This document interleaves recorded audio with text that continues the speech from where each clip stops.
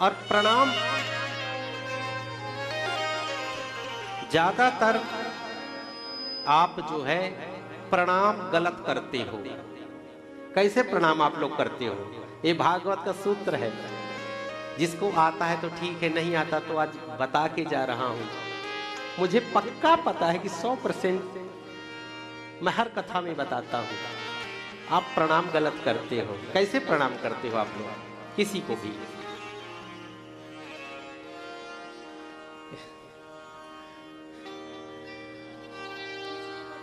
आपके सामने गुरु आपके खड़े हैं, बड़े ध्यान से सुनिए, बिल्कुल रॉन्ग करते हो आप, गलत करते हो। आपके सामने गुरु खड़े हैं। आपके सामने कौन खड़ा है? कोई भी खड़ा है, आपके माता पिता खड़े हैं। आप खड़े हो, आपके माता पिता खड़े हैं, आपके गुरु खड़े हैं। तो आपका जो राइट है उनका क्या होगा?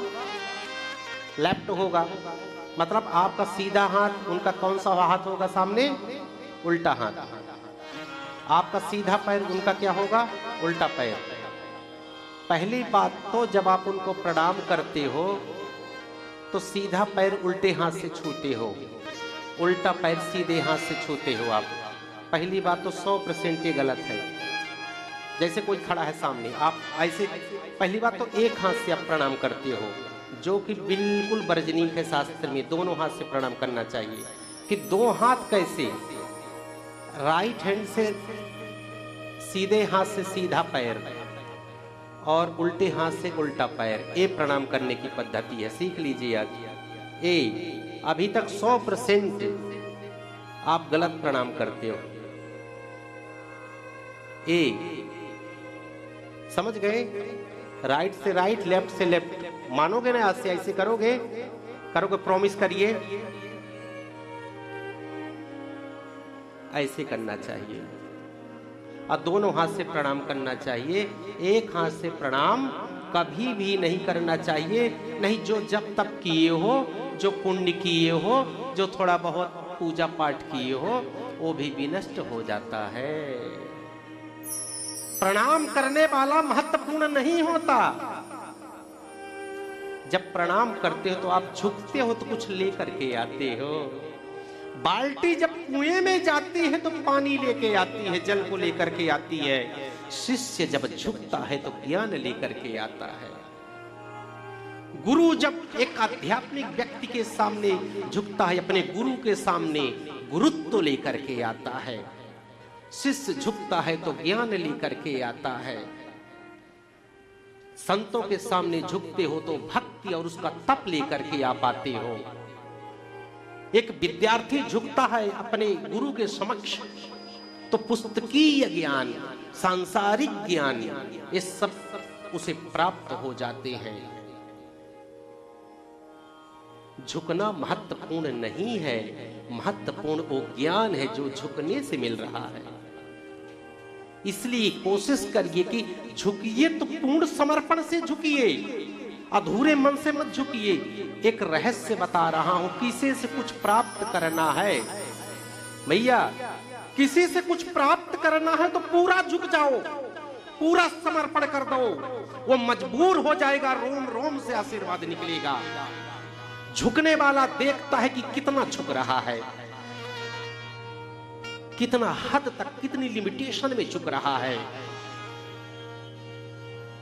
वो फिर उसी लिमिटेशन से आशीर्वाद देगा। लेकिन पूर्ण रूप से दंडवत हो जाते हो किसी के समक्ष, पूर्ण रूप से साष्टांग प्रणाम कर लेते हो तो देने वाला बिना मांगे सब कुछ दे देता है आपको। याद रखिए, गुरु के सामने मेरी बात मानोगे? माताएं पंचांग प्रणाम कर सकती हैं, माताओं का वक्षस्थल ये धरती सहन नहीं कर सकती। इसलिए पंचांग प्रणाम माता को करना चाहिए, माताओं को। और पुरुषों को साष्टांग प्रणाम की परंपरा है। दंडवत, डंडा होता है ना एक, जैसे गिर जाता है वो, अष्टांग रूप से पूरा सामने खोल करके लेट जाओ।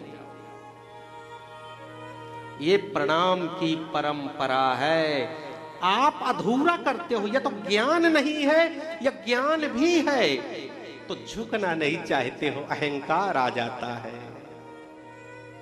ये अहंकार आता है, कहता मत झुको, तुम एजुकेटेड हो, पैसे वाले हो, गाड़ी वाले हो, फैक्ट्री वाले हो, सुंदर स्वरूप है, ज्ञान वाले हो, मत झुको मत झुको मत झुको। आप कृपा से वंचित रह जाते हो। लेकिन जिस दिन आप झुक गए,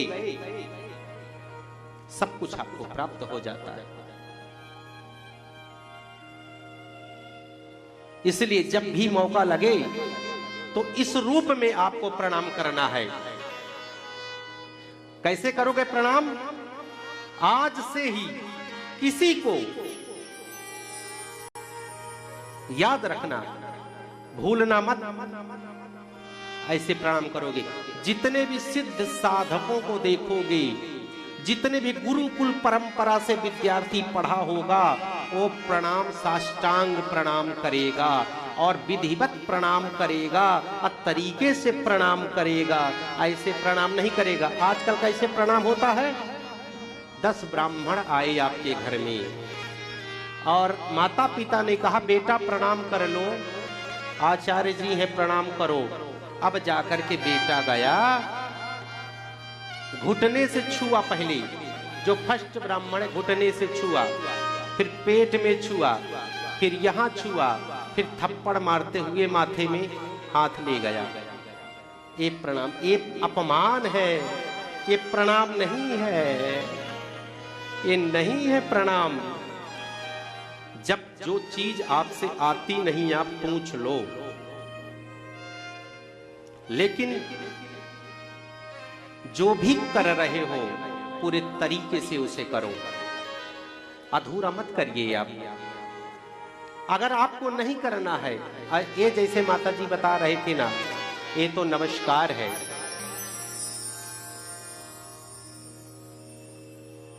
ऐसे में सामने वाला भी आशीर्वाद नहीं देगा। आप कहोगे महाराज जी नमस्कार, महाराज जी बोलेंगे नमस्कार।